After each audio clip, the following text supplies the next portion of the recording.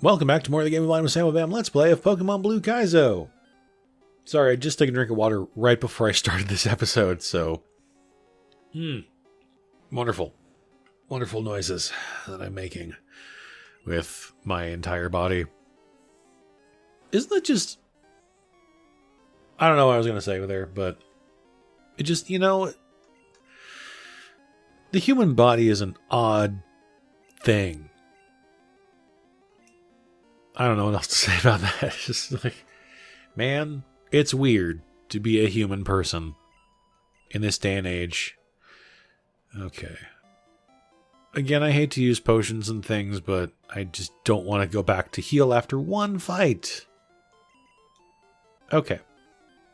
My focus right now is to evolve Magikarp into a Gyarados. If I can do that today, I will be overjoyed. It does basically mean that I'm going to have to spend the entire episode doing this. But you know what? If I can get there, I'll be very happy. Just as happy as I am with that one shot of that Sandshrew.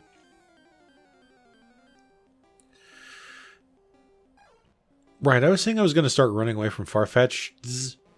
So here's my plan, okay? We're going to switch to Magneton because I think Magikarp is still kind of slow.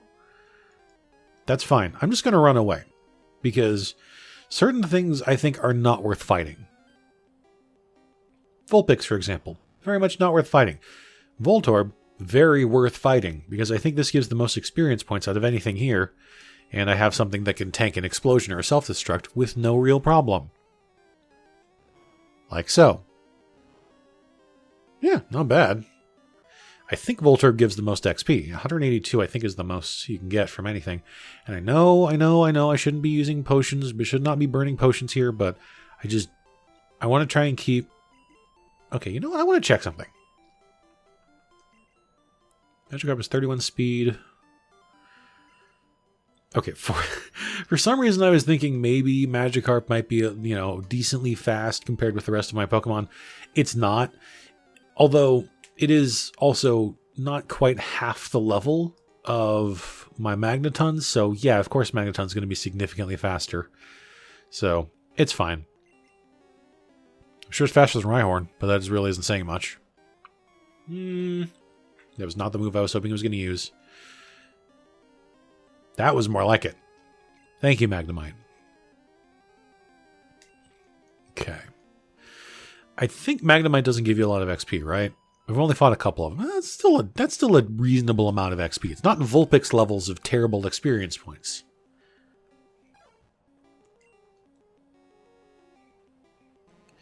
Yeah, I think we're just going to start running from Farfetch. Just because, not because it doesn't give enough experience points for fighting it. It just, because of its substitute shenanigans, it takes way too much time to defeat. Because well, not always, but nearly every time it seems to be using substitute turn 1. And that just ends up wasting more time because I have to break the substitute, and then it almost invariably uses another substitute before I get a chance to, it just becomes, oh crap, I made a terrible, terrible mistake. I was trying to switch into Ivysaur, and I regret my decision immensely. But let's try it. Let's see if we can. This thing is going to one-shot me, I'm sure. It's not using Earth. It's not using can't think of the word for it. It's not using Bone Meringue. I'm honestly kind of... Why am I forcing this? This is so dumb. I should not be risking this here. Okay. That was super dumb. I will admit. Okay. Magikarp, please. How much longer? Okay. As long as it's not a Vulpix, we can level up after the next fight. Thank you. Okay. This time, I'm going to not send out an Electric type against a Ground type. Much better. I think I was thinking about Farfetch'd, and that's why I ended up switching to Magneton, because in my brain I was thinking, well, we have to fight this, whatever it was I just said I was going to fight this Farfetch'd. So, oh well. Okay, it's fine. We made it through somehow. Okay, 3 more levels. How much more is this going to take? Okay, 1136. Oh, we're getting to that point where it's becoming a lot more difficult to level this thing up because it's taking so much more experience to level up than it was before. I know it's risky to send out Magneton here because it is at low health. And to my complete lack of a surprise, Farfetch'd, you substitute. That is going to be a phrase that gets burned into my brain, and I'm going to hate it for the rest of my life. I have a strong feeling that that's going to happen. I'll see it in my nightmares, this phrase. It'll pop up, and I'm just like, Farfetch'd, you substitute, and I'll wake up screaming. I'll do that thing that happens in the movies but doesn't actually happen in real life, where like I spring up forward, I sit up, screaming, just like, "It's you substitute," and then my partner will be in bed with me and she'll be like, "It's okay, it's just a dream. It was just a stupid game. It's nothing. It's not terrible. Don't have to worry about anything." Which, of course, this of course in and of itself is a dream because I unfortunately do not have a significant other. So, whatever. One of these days, maybe. Who knows? I'm not super concerned about finding a partner right now, just because it's, with the pandemic still raging, I feel like it's not really that much of a huge concern for me, and it really hasn't been recently. So, it's sort of a thing I'm trying to focus more on myself and trying to better myself as best I can, or at least do something, do something to better myself, or do some things to better myself, I guess. Doing what I can anyway. And of course, by better myself, I mean play a hack of a 22-year-old video game, or 25-year-old video game, or whatever it is,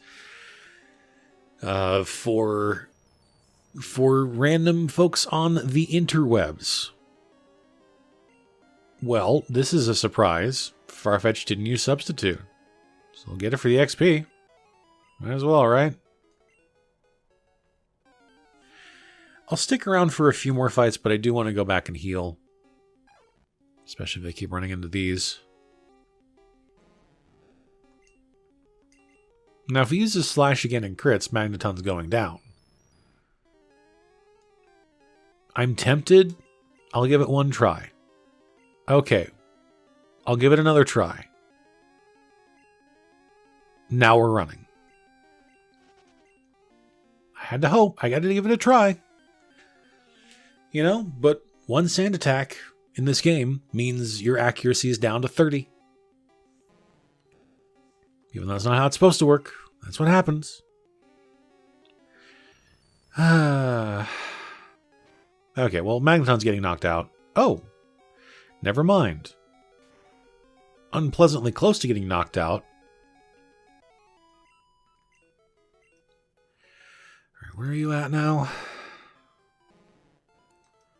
471. Oof, that's still another 3 to 4 battles before he levels up. But after that, it's only another 2 levels until I get the Gyarados. This is sunk cost fallacy in full effect, although it's totally going to be worth it this time because I'm going to get a Gyarados out of it. That's what I'm going to tell myself. This is totally worth spending an hour doing, level grinding this Magikarp up to level 20. It's totally going to be worth it because then it'll be a lot easier to fight things until I come across some random thing that has Thunderbolt for no reason that probably shouldn't, like those Nidoqueens or whatever it was that had Nidoqueen or Wigglytuff or something, I think. A bunch of things that have Thunderbolt because why not? Which now that I think about it, means that Doduo probably won't be very useful against a lot of normal types because a lot of normal types will probably just have Ice Beam and or Blizzard and or Thunderbolt and or Thunder. So, or Rock Slide or basically anything that will one-shot it. What I'm saying is this game is going to be super fun. and has been super fun. And will continue to be super fun, and always will be super fun until the end of time. Part of me wonders how many episodes are going to be, or how long it's going to take me to finish this game. All things considered, I imagine the answer is going to be a lot. Which, like, it's fine in one sense, but in another sense, like, you know, I was done with the Pokemon Red randomizer a long time ago. In-game time, I should say. You know, I forget how long. It's something like 4 hours, I think, is how long it took me to finish Pokemon Red randomized. This, we're at like close to 10 hours, and I haven't even beaten Lieutenant Surge yet. You know, just, I don't know.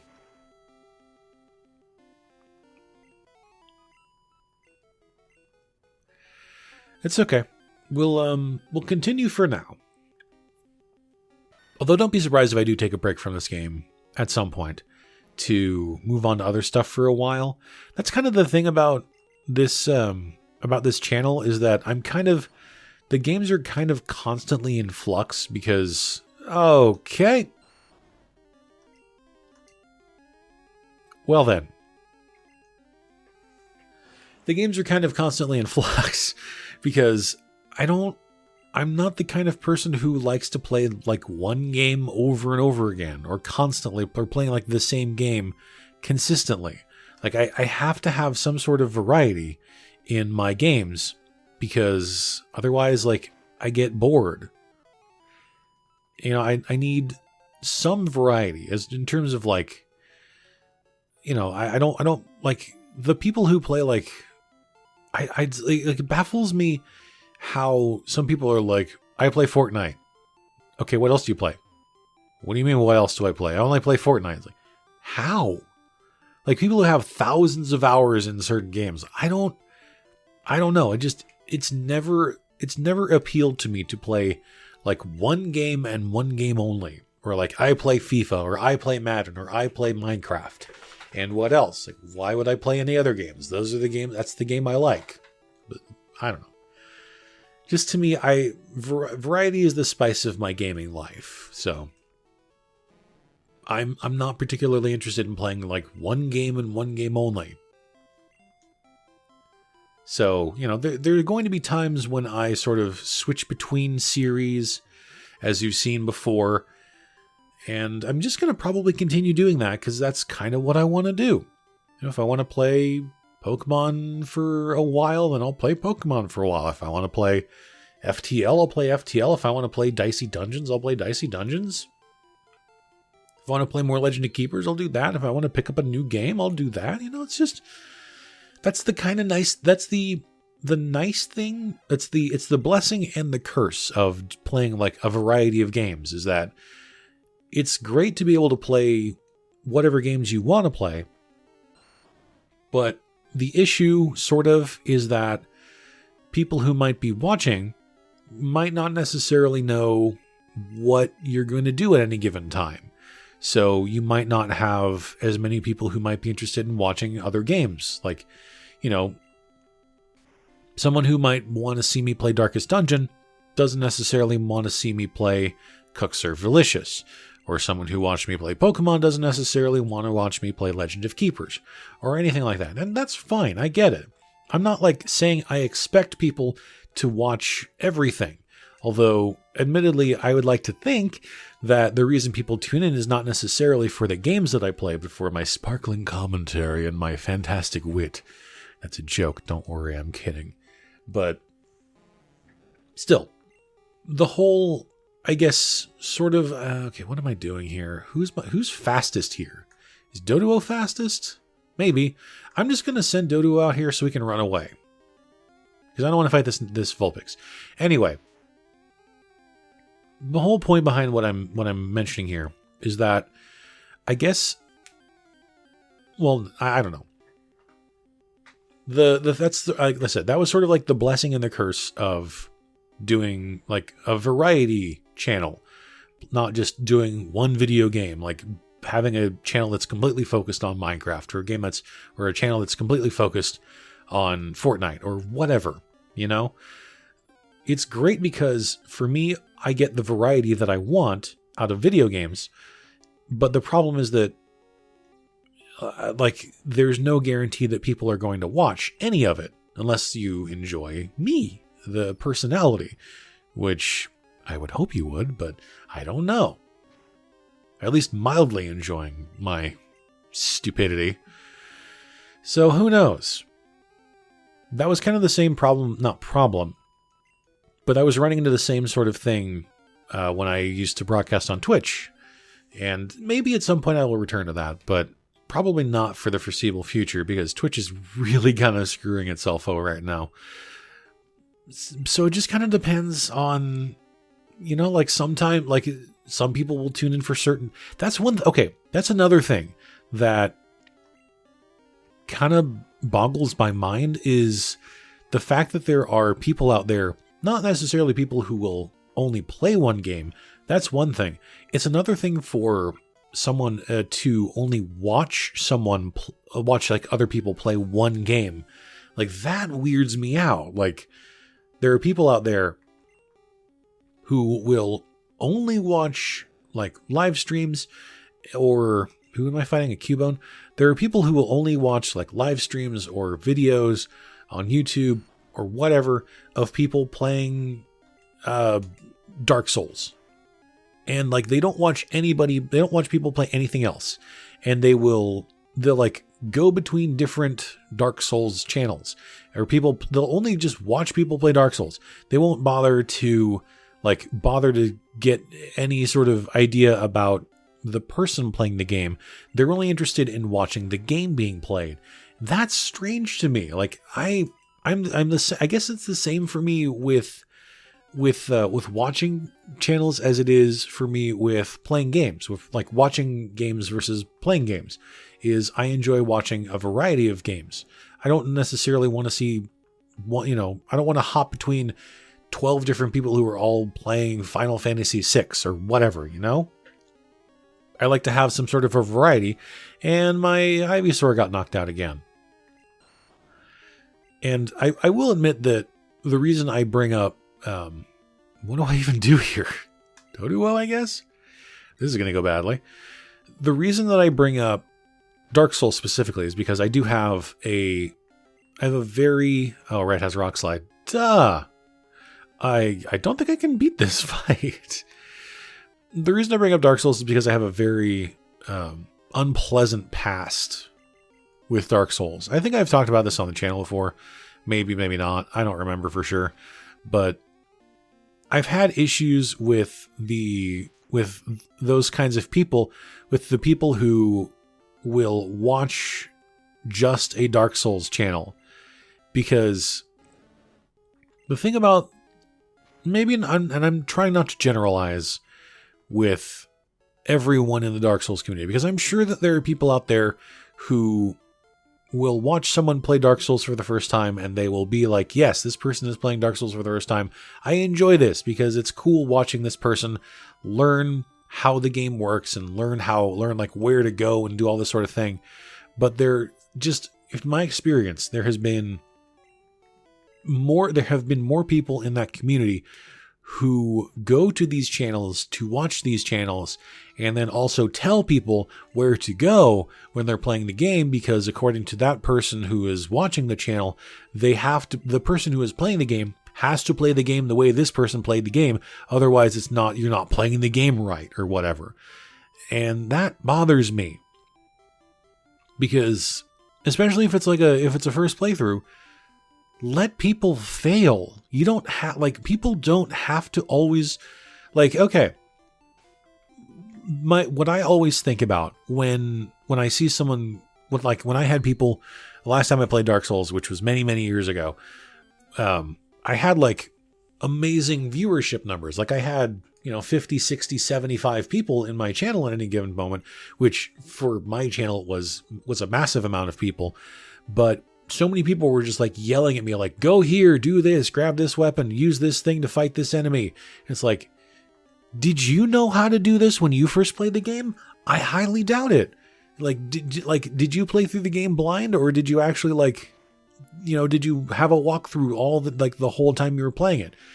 Like, what I don't understand is like, why do people seem to not want to let other people play through a game for the first time and learn how to play the game, learn where things are in the game, learn from their mistakes, all that sort of thing. I don't understand why some people like insist on saying, you should go here, you should go pick up this item, you should go here, you should fight this boss, you should go over here, this is how you beat this enemy, there's a rare enemy over here, there's also an item over here that you can pick up, and you should use that weapon because it levels up really well and it scales really well. It's like, let me figure that out on my own. Don't tell me how to play a game. It's always been a bother for me, that sort of thing, that people in certain communities seem so insistent that they have to tell you how to play the game. It's like, just let me enjoy the game. Don't tell me how to play the game because I'm gonna not listen. So, there is my rant on backseat gaming. Don't worry, I'll probably reiterate it 9 or 10 more times over the course of this channel because I tend to forget what I say. So, don't be surprised if I keep reiterating that. Especially if I'm playing a game for the first time. Oh my god, Magikarp is level 19. Also, its attack stat hasn't gone up at all in like 4 levels.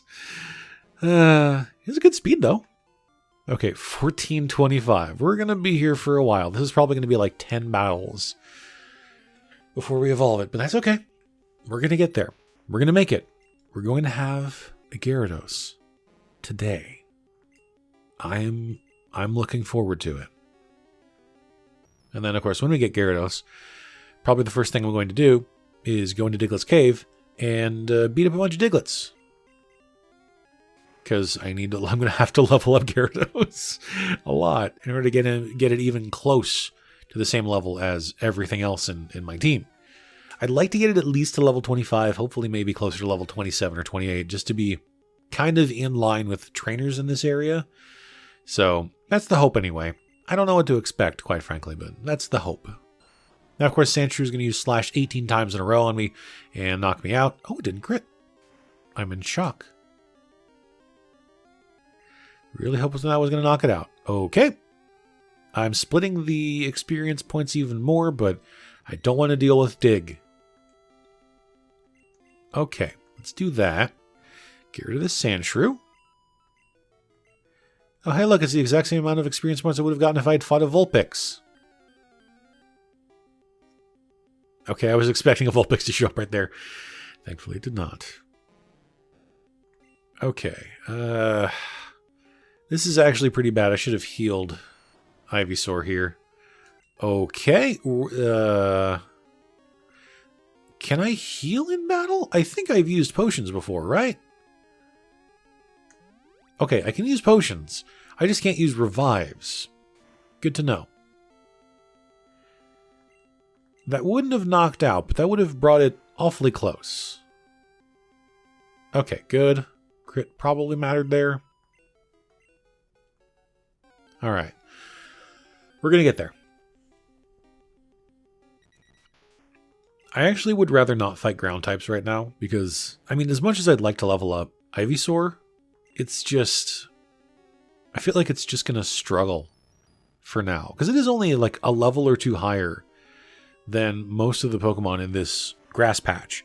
So it's really not good right now. I mean, if it would learn another move, that would be nice. Like if it could learn Razor Leaf, if it could learn Sludge, if it could learn any other grass type attack. Mega Drain even would be better.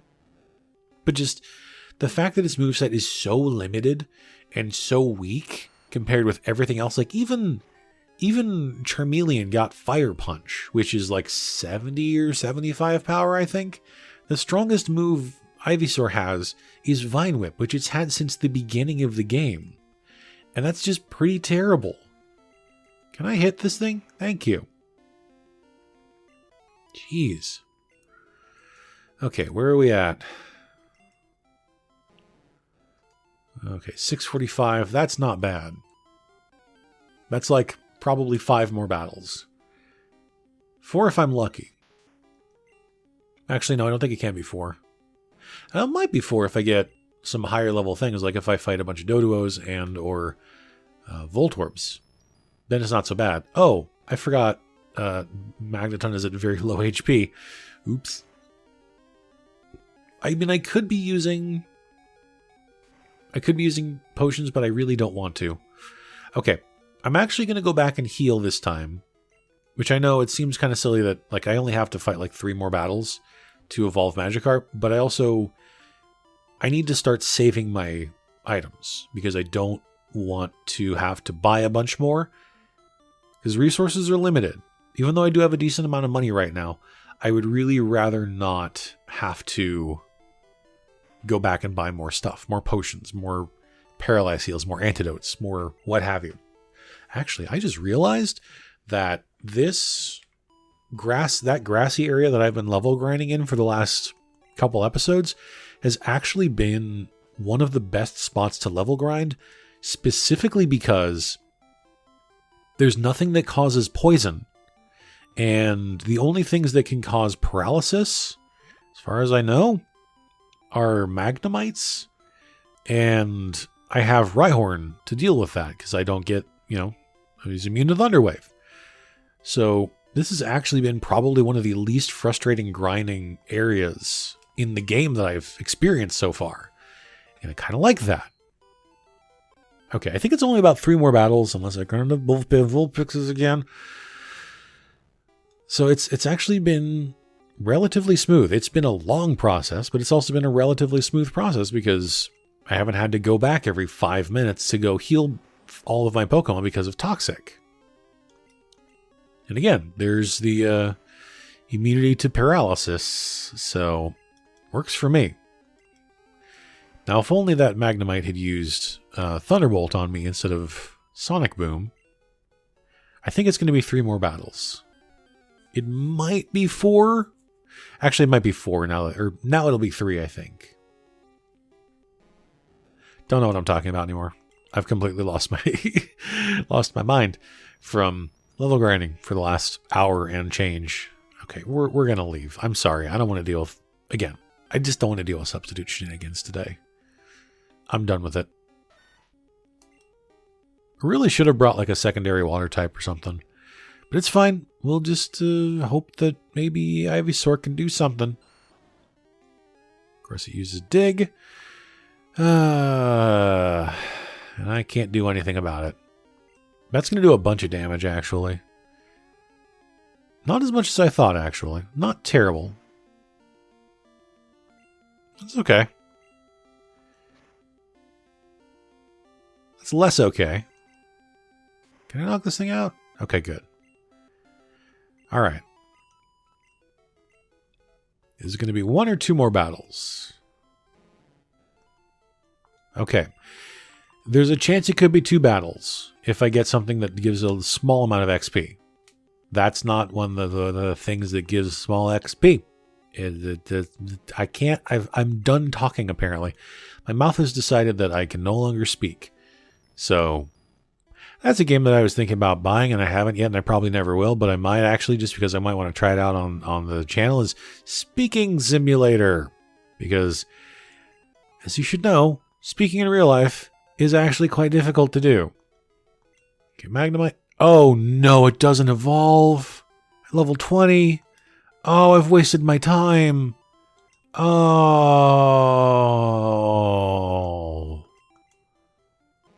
I'm not happy about this at all. Okay. I don't like the idea of doing this because I wanted as much of this game to be like a learning experience and a surprise as possible, but I just spent the last episode and a half level grinding this Magikarp only to find out it doesn't evolve at level 20. I want to find out when it evolves. Or if it evolves at all. Because if it doesn't evolve, then I've wasted everyone's time. So I'm going to be right back. I just want to see if there's some sort of documentation out there that lets me know when Magikarp evolves. Because I need to know at this point. So I'll be right back. Okay. So apparently Magikarp evolves into Gyarados at level 25 now. Which just means it's even more level grinding for yours truly. So I guess we'll tackle that on another episode because I'm quite frankly tired of the game. So we'll deal with more level grinding next. The plus side is that once Magikarp does evolve into Gyarados, I won't have to level it up quite as much to get it up to the same point as the rest of my team. Minus side is that I'm probably going to have to spend a couple more episodes level grinding it until level 25. But you know what? I'm hoping it's going to be worth it long term. Again, I'm going to tell myself that and hope it's not going to be a pure sunk cost fallacy, but we'll see. So anyway, thanks everybody for watching this pure grind episode of Pokemon Blue Kaizo. Please do click the like button if you enjoyed the video and subscribe to the channel for more of this, because there's going to be plenty more of this for this game. I have a feeling. All right. Thanks everybody for watching. I will talk to you all next time.